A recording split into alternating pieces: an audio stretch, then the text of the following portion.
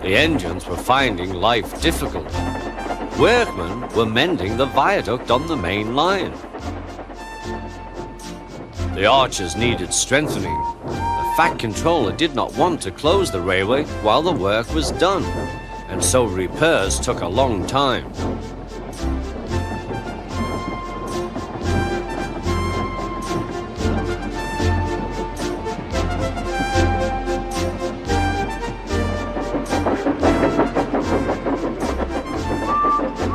The engines had to take great care when crossing the viaduct, and the delay often made them late on their journey to the junction, where they knew Thomas would be ready to collect his passengers.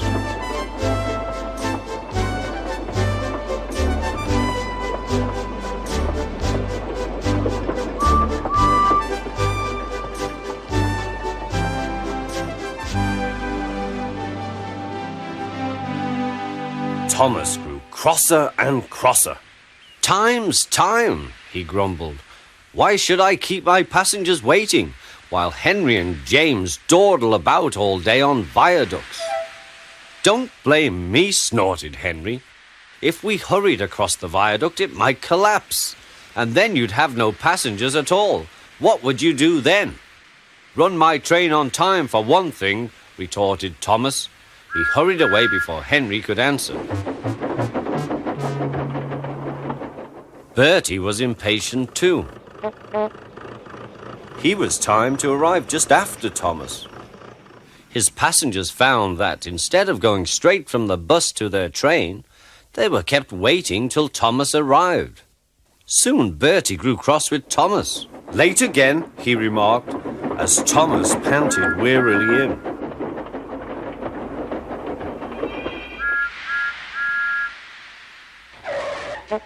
"We may be friends, but I thought you could go fast, Thomas.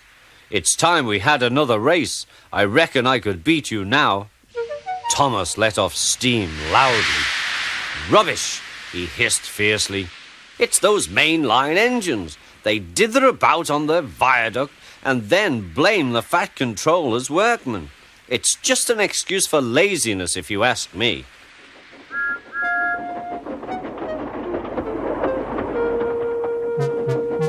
One day, James was later than ever at the junction. "I'm sorry, Thomas," he puffed. "I was held up at the station, and the viaduct made it worse." "It's lucky for you I'm a guaranteed connection," grumbled Thomas. Before James could answer, he puffed importantly away. Come along," he panted to the coaches. Annie and Clarabel did their best, but Thomas soon found that he couldn't save much time. Suddenly, Thomas saw Bertie ahead. His radiator was steaming. "What's the matter?" asked Thomas. "You should be at the station by now. You're late." "I feel dreadful," moaned Bertie. "All upset inside, and driver says he can't make me better." "Thank goodness you're late too. Can you take my passengers, please? They'll never get home otherwise." "Of course," agreed Thomas. He now felt sorry for Bertie and promised to get help at the next station. Thomas set off again.